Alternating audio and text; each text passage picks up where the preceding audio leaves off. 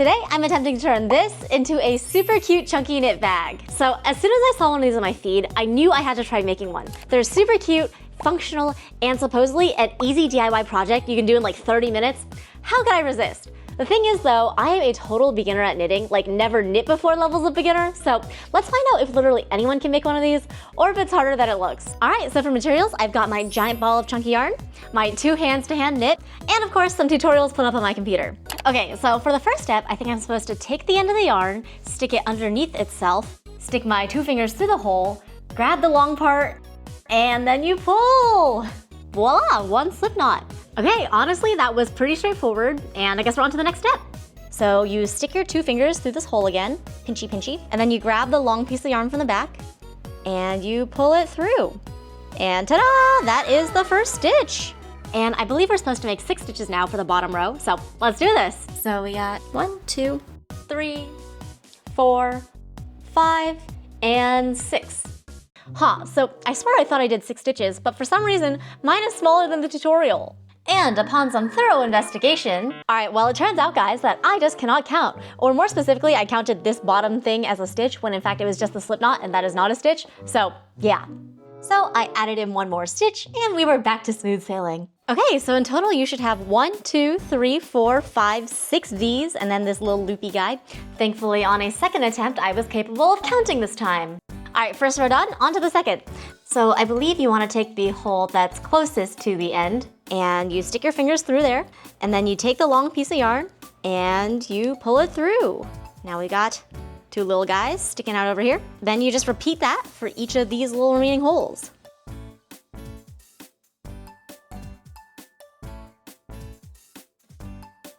Okay, 6 loopies done, and that'll be one side of the bag. Now I gotta make 6 loopies on the other side for the other side of the bag. So I believe you want to find this spirally guy, not the end one, but this one. And then you grab the yarn and you pull it up. And then you just repeat for each of these little twisty guys.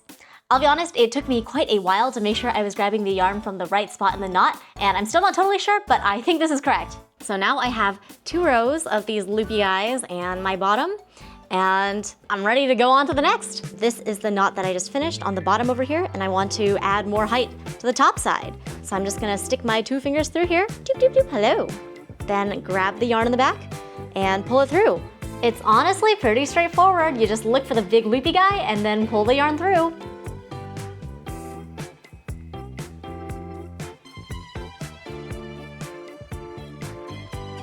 Okay, so I finished the first 6 V's of my second row. Now I gotta do the second 6 V's of my second row. So you can see on the top side, I've done 2 rows of V's each, like 1, 2, 1, 2, 1, 2. Bottom still needs to go. So I'm gonna turn it around, and then you take this yarn, and apparently you wanna make sure that these 2 loops are like fairly close to each other when you make this new loop. But yeah, then you just do the same thing for this other set of 6. You know, I do wonder if I'm making my stitches too loose. I don't think I'm making them too tight because I can definitely see a lot of gaps in the knots, but we'll see how it goes at the end. Okay, amazing. So now I have 2 rows done on both sides. Honestly, I don't know if I can even follow what's going on at this point in terms of my stitchery. So definitely don't blame you if you can't, but you know, I still got 6 on each side, which is good news. And low-key, it looks like at this point, it's basically just the same thing all the way up. So you turn it around, stick your fingers through the hole, and pull the yarn out. And then repeat through all 12 loops.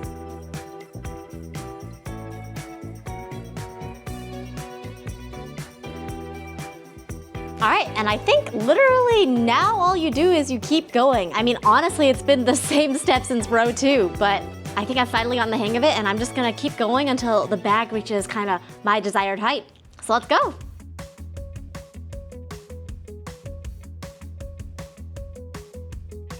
Another round done, slowly but surely starting to take shape, although I will say it is really starting to curl in on itself now. Hopefully that's fine, we'll see.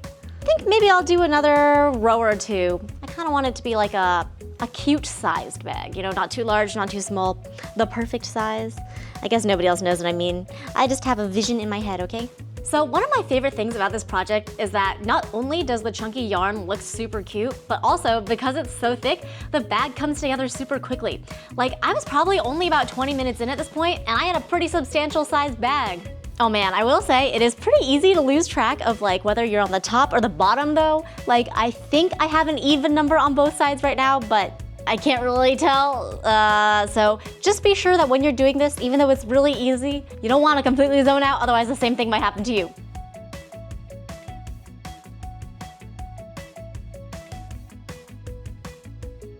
All right, this I feel like is actually a pretty good sized bag. So I think I did a total of like 6 rounds upwards. Low-key, I might have miscounted though, so don't quote me on that. But I think I am now ready to move on to the next step. And it looks like the next step is actually flipping the bag inside out, because on the outside here, we've got these like horizontal stitches. And honestly, if you like the look of that, you can just keep it that way. But I do like the look of the V-shaped bags more. So I think I am gonna flip mine inside out. Oh my God, I sure hope I don't ruin everything when I do this. Yeah, it looks like you kind of just push. Oi. Oi. Wah! I swear, I think I felt some stitches come undone. No! Oh God, I hope it's savable. Okay, don't panic, don't panic. I'm sure the tutorials will tell you what to do in the event that you made a mistake, right? So this row, this side looks pretty intact. We got 1, 2, 3, 4, 5, 6 loops on this side.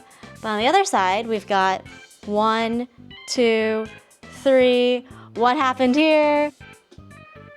Wait, this is not a big deal. I think I just have to take this guy and stick him back through. That's all that happened. No big deal, Stella. Phew. Oh my God, I was really worried for a second there. But I think we're good. I think we're good. All right, cool. And now we got the V patterns on the outside.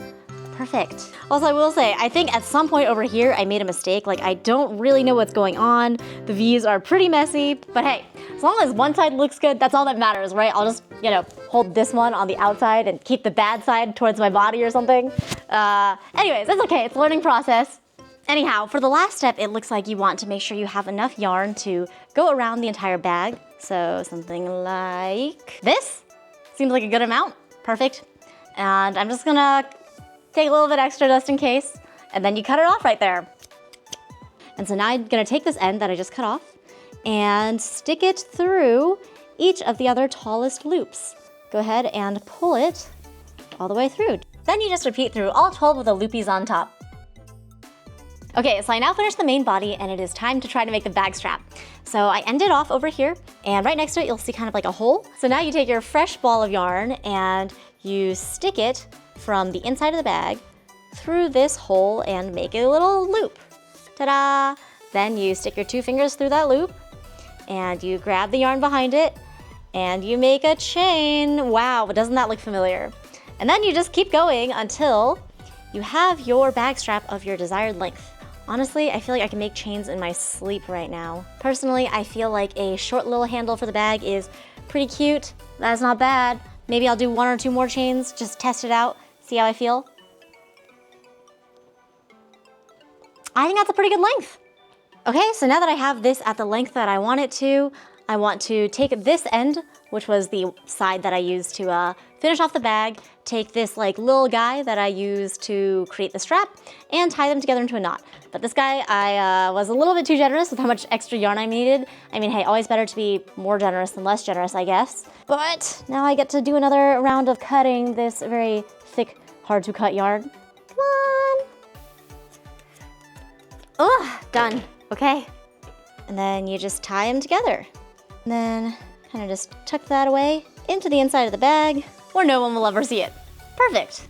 Okay, and then for the other side, this time I think I made this end too short, so I'm just gonna go tighten all the knots of my bag strap to make sure I have enough. Stick it through here, stick it back through the hole, and hide the last little bit somewhere inside the bag. And well, here we are. I gotta say, for a first attempt at hand knitting, it's not bad, but it's definitely a little bit wonky. Like, I messed up one of the stitches pretty early on, and I wish I had made it tighter, so I think it is time to try again. So I got out a fresh new ball of chunky yarn and made a second attempt. And this time, I applied all the things that I learned from making the first bag to my second. So I made the stitches a lot tighter by making each of the loopies smaller. That way the bag looked a lot more neat, and also make it less likely that things would fall out through the holes. I also made the bag a few rounds less tall because I felt like my first bag was a bit too tall after I flipped it inside out. And lastly, I decided to go with a simpler design for the handle because I thought it might complement the look of the bag. And ta-da! Here is my second chunky bag. Honestly, I am so happy that I gave it a second attempt because the difference is like night and day, man. You know, the first one, she's got character, but this one is actually cute. Like, I gotta say, practice really does make perfect, or at least a lot better than my first attempt. Anyhow, overall, I had a lot of fun learning how to hand knit. I feel like it's quite easy to pick up, and with just a bit of practice, you can actually make something super cute. Like, this only took me around 30 minutes, and I was being really careful with every stitch. So I definitely recommend giving it a try. Anyhow, if you like this video, you should also check out this one, where I learned how to make a super cute punch needle tote bag. And if you haven't already, please subscribe to my channel, and I hope to see you next time. Bye!